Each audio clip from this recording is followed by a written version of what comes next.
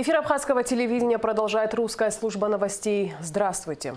И в начале выпуска коротко о главных темах дня.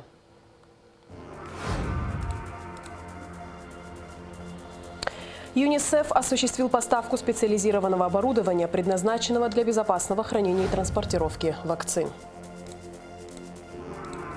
Абхазский госуниверситет продолжает проводить профориентационные беседы с выпускниками школ республики. В ЦВЗ открылась выставка, на которой представлены более 100 работ художников из частных коллекций.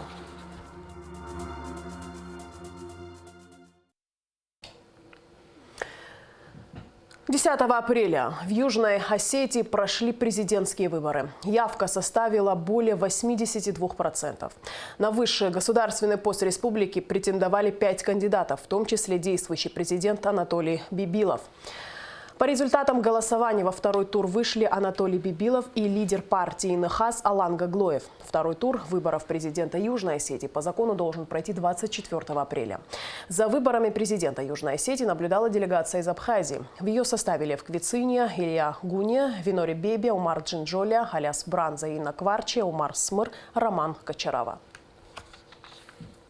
На всех избирательных участках, на которых мы были, мы непосредственно отдельно спрашивали у всех наблюдателей от кандидатов, есть ли у них какие-либо замечания, какие-то вопросы, которые, может быть, возникли у них в ходе наблюдения за избирательным процессом.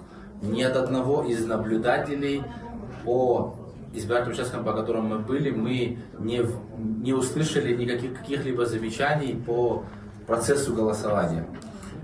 Также хотелось бы поблагодарить Центральную избирательную комиссию Республики Южная Осетия в лице председателя за столь теплый прием нашей делегации. И очень хочется выразить отдельную признательность также другим коллегам, членам ЦИК.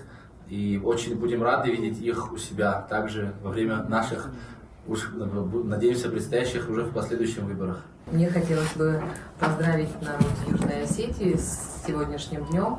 Это все-таки историческое событие, когда народ Южной Осетии самостоятельно имеет право и делает это, определяет свое будущее. И на этом нелегком пути я желаю всему народу Южной Осетии процветания, благополучия, и чтобы сегодняшний день определил дальнейшее развитие республики в самом лучшем виде.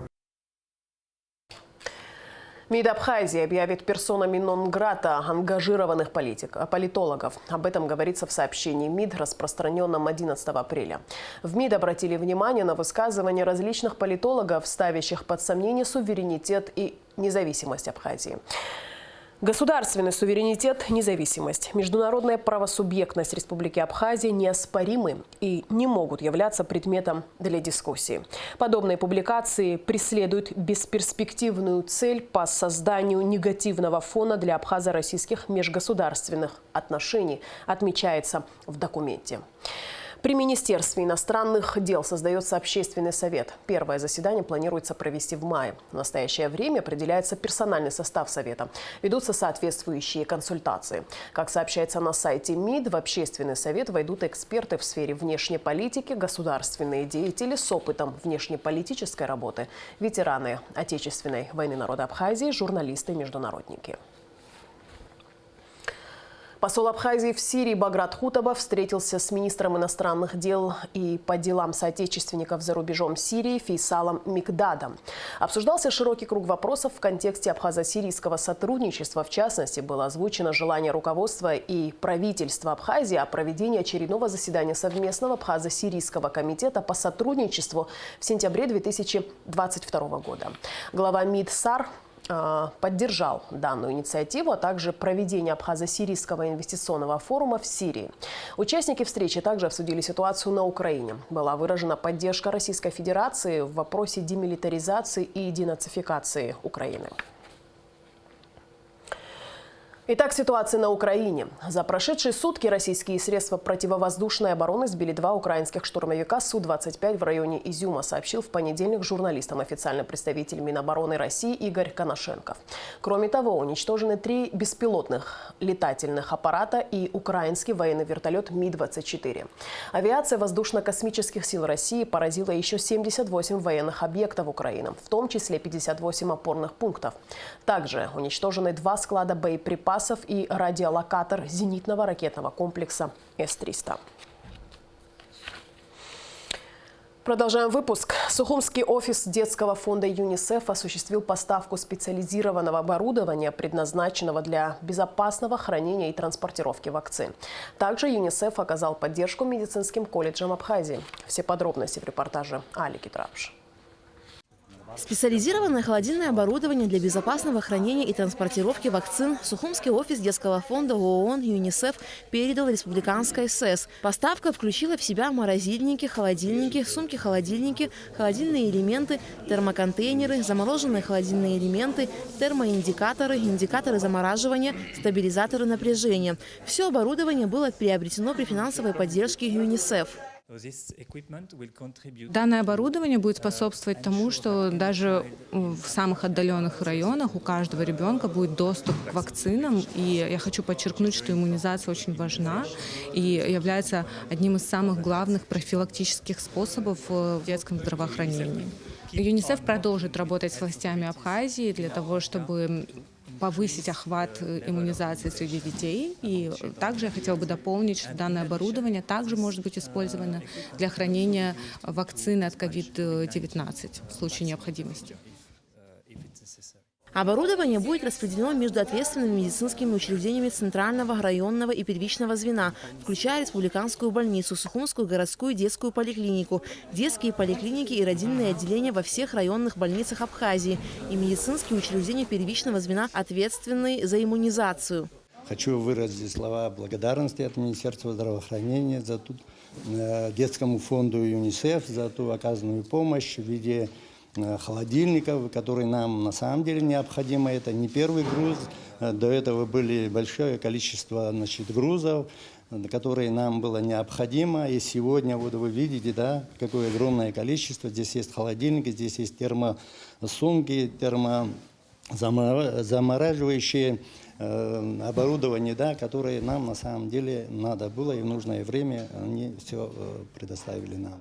Помимо этого, ЮНИСЕФ продолжает оказывать поддержку медицинским колледжам Абхазии. Так, в рамках программы улучшения качества медицинского образования в Гагарском медицинском колледже была отремонтирована кровля, а в Сухумском медицинском колледже был произведен ремонт 2-го этажа, где располагаются порядка 10 учебных кабинетов. ЮНИСЕФ также передал колледжам мебель для учебных классов. Сделано 10 кабинетов, весь коридор. И 3 кабинета оснащены наглядными пособиями. Мы надеемся еще на дальнейшее сотрудничество. Косметический ремонт мы каждый год сами, своими силами, и дети, и родители, и мы сами проводили. А так капитальный ремонт был 50 лет тому назад. Ранее в рамках той же программы в Сухумском медицинском колледже была установлена дренажная система, а также осуществлены ремонтные работы кровли, санузла и 2 аудиторий. Кроме того, Сухумские и Гагарские медколледжи получили наглядные пособия, которые включают в себя анатомические модели, фантомы, манекены, мелкие медицинские приборы, халаты, инструменты, ламинированные плакаты и постеры. Настоящие пособия призваны способствовать улучшению качества учебного процесса для будущих медицинских работников. ЮНИСЕФ на протяжении многих лет осуществлял повышение квалификации для сотрудников медицинских колледжей и медработников. И мы надеемся, что все это вместе окажет положительное влияние на состояние здравоохранения в Абхазии. ЮНИСЕФ планирует и дальше оказывать поддержку медицинским колледжам Абхазии. Алика Трапш, Тимур Глугохия, Абхазское телевидение. Уполномоченный по правам человека в Абхазии Асида Шакрыл обратилась к президенту страны с письмом, в котором выразила свое беспокойство по поводу участившихся приглашений людей из гражданского общества на беседы в СГБ. Я расцениваю случаи вызовов законопослушных людей на так называемые беседы как попытку оказать давление на наших граждан и как угрозу свободе слова и другим свободам. В Абхазии, говорится в письме омбудсмена. Люди из гражданского общества много раз заявляли о своей открытости для общения и готовности обосновывать свою точку зрения и видение по любому вопросу на любых публичных площадках и в закрытых форматах, в том числе с участием сотрудников СГБ, подчеркивается в письме Сиды Шакрыл. В данном случае, по словам омбудсмена, речь идет о гражданах, которые подписали обращение общественности с призывом о прекращении кровопролития на Украине. Сида Шакрыл считает необходимым провести служебную проверку на предмет законности действий сотрудников СГБ и выражает надежду, что данный факт получит реагирование в соответствии с Конституцией и виновные будут привлечены к ответственности. Абхазский госуниверситет продолжает проводить профориентационные беседы с выпускниками школ республики. Главная цель мероприятия – помочь школьникам определиться с выбором профессии. На этот раз состоялась встреча с абитуриентами Чемчирского района. Подробности в репортаже Сарии Кварацхелия. Уже по сложившейся традиции, за несколько месяцев до окончания учебного года профессорско-преподавательский состав Абхазского государственного университета проводит встречи с абитуриентами во всех районах республики. Помочь в выборе будущей профессии. Подробно рассказать о факультетах АГУ – главная цель таких мероприятий. Ответственный секретарь приемной комиссии АГУ Инга Ардзенба, открывая встречу, зачитала обращение ректора Олега Гварамия абитуриента. Считал и считаю, что образование должно стать нашей национальной идеей. Дерзайте, участвуйте в предметных олимпиадах, консультациях, проводимых нашими преподавателями. Настройтесь на подготовку к вступительным испытаниям и активную студенческую жизнь во всех ее аспектах. На определенном этапе жизни каждому человеку приходится принимать одно из наиболее важных решений в жизни – определиться со сферой образования. Как показывает практика, многие молодые люди испытывают затруднения в выборе профессии по самым разнообразным причинам. Будущие студенты отмечали пользу таких профориентационных консультаций, благодаря которым многие из них определились со специальностью, а другие еще раз убедились в правильности своего выбора. Я хочу поступить на медицинскую биохимию, и больше всего я опираюсь именно на предметы, такие как биология и химия, и надеюсь, что я смогу сдать все вступительные экзамены. Хочу здесь у нас в Абхазии поступить и закончить. Стоит отметить, что на встрече с абитуриентами присутствуют деканы и преподаватели практически всех факультетов Абхазского госуниверситета. Преподаватели и заведующие кафедрами АГУ подробно рассказали о возможностях, которые предоставляют те или иные факультеты. Если вы еще будете знать немецкий и английский, вы будете настоящими полиглотами. Как сказал Вольтер, знать много языков значит иметь много ключей к одному замку. И я уверена, что многие из вас любят иностранные языки и придут поступать к нам. Самое главное, на что мы должны быть нацелены, это на что? На подрастающее поколение. Поэтому я предоставляю вам сегодня информацию о педагогическом факультете. Педагогический факультет включает в себя несколько направлений. Первое направление – это, конечно же, преподаватель начальных классов. Если вы не просто любите детей, а хотите в них заложить основу первого обучения, первый зачат, научить ребенка учиться так, чтобы он желал это делать и в 60 и 70 лет, вот тогда вы должны поступить именно к нам. С 13 по 15 мая на площадке Абхазского государственного университета вновь состоится Олимпиада «Путь к вершинам». Поиск талантливой молодежи и оказание им помощи в получении высшего образования – основные цели Олимпиады. Победители Олимпиады будут рекомендованы приемной комиссии к зачислению в Абхазский государственный университет, повторяю, абсолютно на все направления подготовки, по которым будет осуществлять в этом году прием Абхазский государственный университет на бюджетной основе. И еще я хочу, чтобы вы меня услышали, наши юные друзья, что даже те участники Олимпиады, которые не прошли по конкурсу, но продемонстрировали достаточные знания и набрали существенное количество баллов, всех их мы будем учитывать при подаче документов в Абхазский государственный университет. После официальной части встречи выпускники могли задать педагогам интересующие их вопросы. А следующая встреча профессорско-преподавательского состава АГУ состоится с абитуриентами Галского района. Сария Кварацхели, Намра Заранди, Арина Агухава, Абхазское телевидение. В ЦВЗ открылась выставка, на которой представлены работы художников из частных коллекций. Ее цель – показать картины широкой аудитории и продемонстрировать коллекционирование как культурный феномен. На уникальной в своем роде экспозиции побывала и наша съемочная группа. Репортажи Эсмы Гуладзе.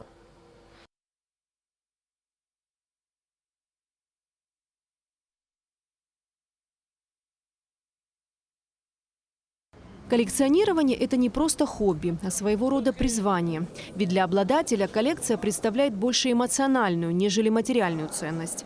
Кого-то привлекает сам процесс поиска, для другого – это способ самообразования. Кроме того, собирая экспонаты, человек создает собственную уникальную коллекцию. Вячеслав Чирикба увлекся коллекционированием еще в студенческие годы, когда изучал творчество художника Александра Чачба-Шервашидзе. По его словам, коллекционирование – дело нелегкое, требующее самоотверженности и финансовых вложений. Здесь представлены работы, которые не являются гравюрами в основном. Это авторские работы, это графика в основном.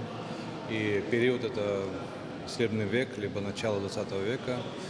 Вот, русские художники, вот, и абхазские художники. Замечательные совершенно, я считаю, шедевры графики. Батала Джопу – это ранние работы.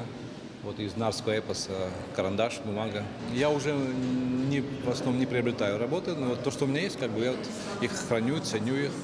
Вот, и, может быть, на каком-то этапе передам вот какому-то музею в Абхазии. Ибрагим Чкадуа много лет коллекционирует старинные карты. В процессе поиска попадаются и другие интересные работы. Как, например, представленные литографии Бронштейна, итальянские пейзажи в гравюрах XIX века и жемчужина коллекции – портрет актрисы Сары Бернар, ставшей прообразом знаменитых плакатов художника Альфонса Мухи. Хорошо, что такая выставка вообще состоялась, потому что в Сухуми всегда было много любителей искусства, живописи в частности, и были хорошие коллекции тут. Это же очень важно, чтобы не только ты видел это все, и твои друзья, которые к тебе в дом приходят, чтобы это могли увидеть и побольше людей. Это как-то воспитывает вкус, я надеюсь, дети тоже будут приходить. Тут много оригиналов, это очень такой для тех, кто хочет заниматься сферой искусств, собирательством. Это очень такая важная выставка. Данная выставка – первая в Абхазии, объединившая работы из частных коллекций. Ее цель – показать уникальные картины художников широкой аудитории и продемонстрировать коллекционирование как интересный культурный феномен. Мы с Эльвирой Анатольевной давно думали о том, что необходимо частных коллекционеров выставить. В Абхазии такого не происходило. А в России и в Европе это уже такой бренд, когда большие музеи, например, Пушкинский музей, они периодически выставляют частных коллекционеров. Это стимулирует коллекционеров задумываться о будущем своих коллекций. Например, как меня, потому что я считаю, что с собой ничего никто не уносит, и это должно кому-то оставаться. Выставка – возможность увидеть прекрасные картины Александра Чачба-Шервашидзе, Варвары Бубновой, Михаила Шемякина, Василия Контарева, Ольги Брендель, а также современных художников. Сами работы многожанровые, различные по своей тематике и по содержанию. Сегодня здесь такая ретроспектива от середины XVIII века до сегодняшнего, до начала 21 века. Это графика, это живопись, это уникальные вещи, которые хранятся в частных коллекциях. Проект реализован при поддержке Абхазского общественного фонда развития «Амшрам». Ценители искусства смогут посетить выставку «Частная коллекция» до 22 апреля. Эсма Гуладзе, Михаил Братухин, Гудиса Тарба, Абхазское телевидение. Две сухумские улицы, Сахарова и Шотландская, переименованы в улицы Владимира Аршба и Гивиагрова. Такое решение приняли 7 апреля депутаты Сухумского городского собрания.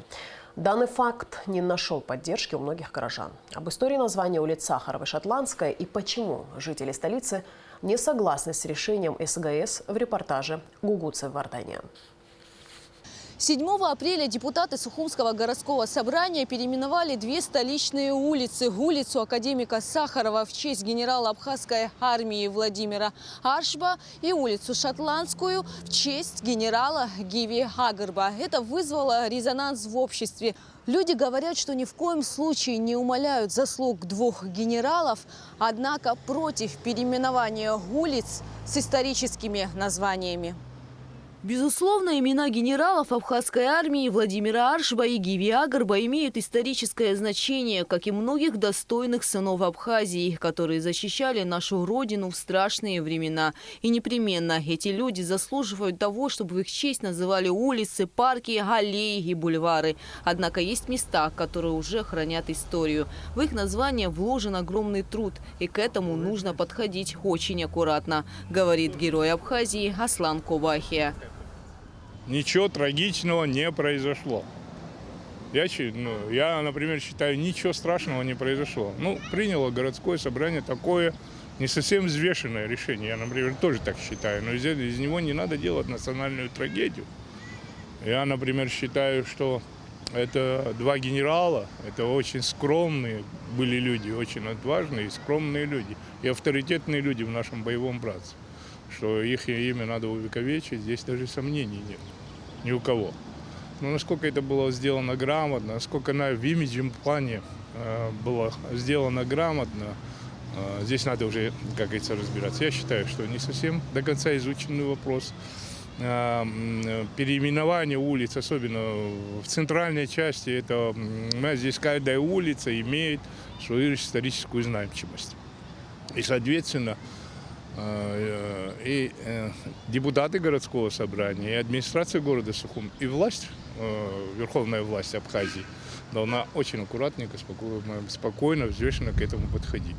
Здесь видно, что произошел дисбаланс, и люди возмущаются, но из него не надо делать национальную трагедию. Я считаю, что городское собрание сама может спокойно вернуться к этому вопросу, взвешенно подойти. Если они не сумеют найти выход из положения, есть президент, у которого есть полномочия, как говорится, наложить вето на решение городского собрания.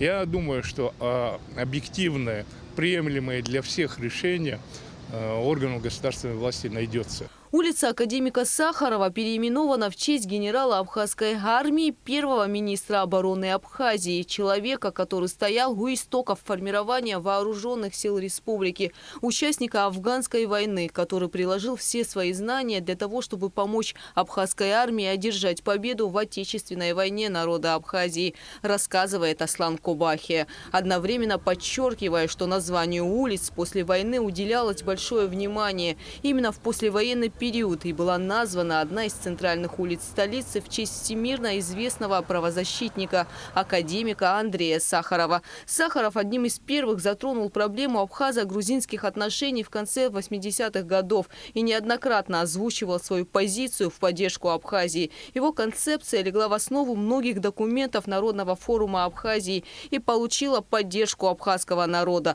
В послевоенные годы над названиями многих улиц трудились ученые и руководство страны. Вместе с Владиславом Григорьевичем они и окружением, и высшим политическим руководством страны каждую улицу обсуждали.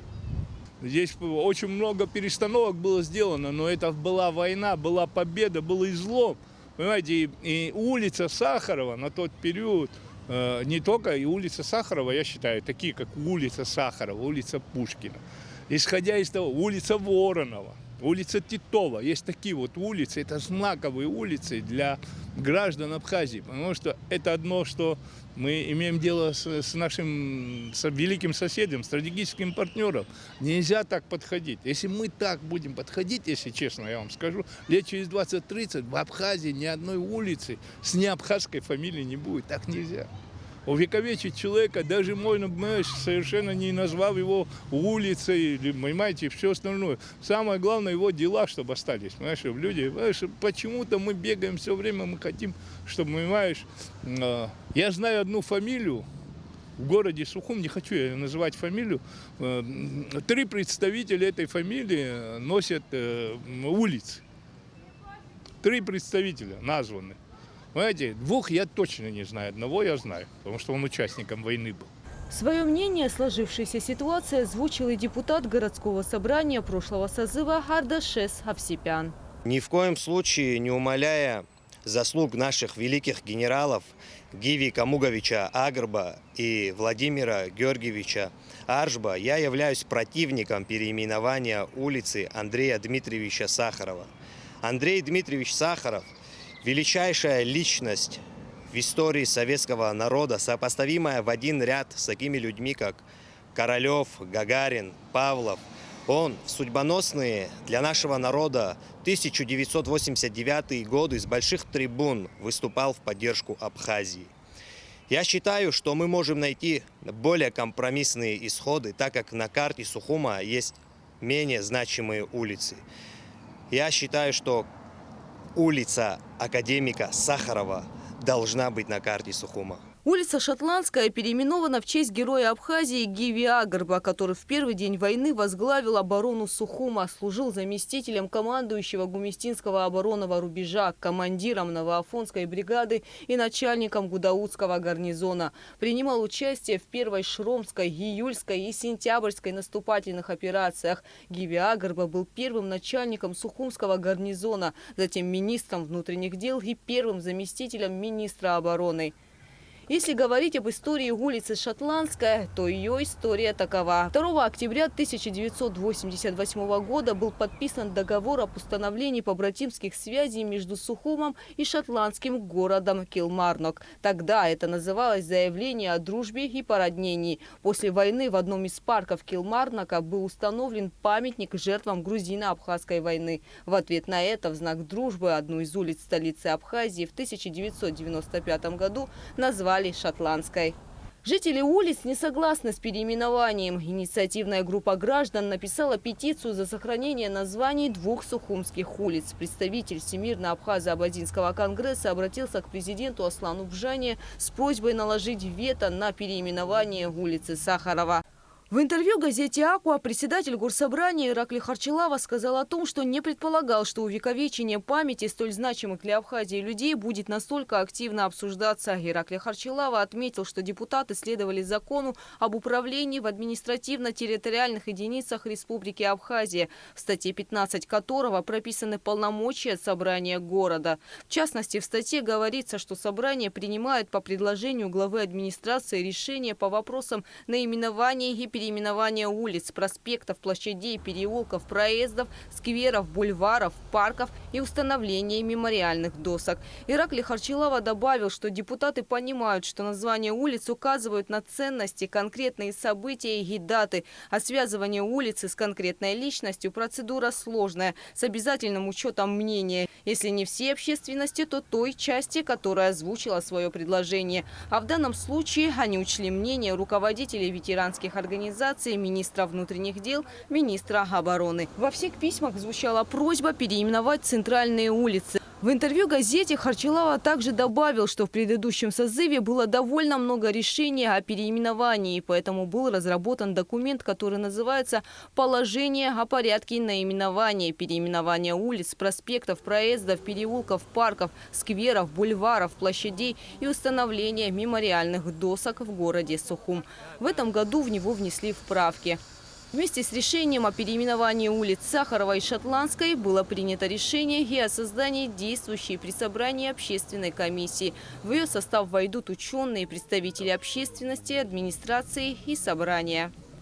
Безусловно, имена таких людей, как академика Сахарова, Гиви Агрба и Владимира Аршба, навсегда увековечены в памяти абхазского народа, вне зависимости от того, будут ли носить их имена центральные улицы столицы.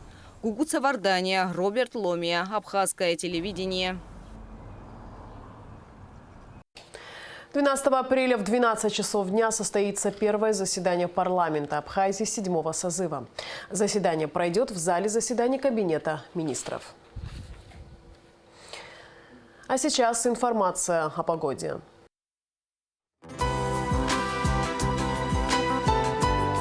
По сообщению Гидрометцентра, во вторник, 12 апреля, на территории Абхазии ожидается облачная погода, умеренный дождь, переходящий в сильный дождь с грозой и штормовым ветром, туман.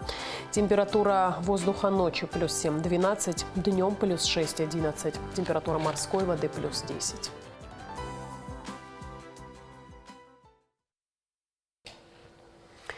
На этом наш выпуск завершен. Всего доброго и до встречи в эфире.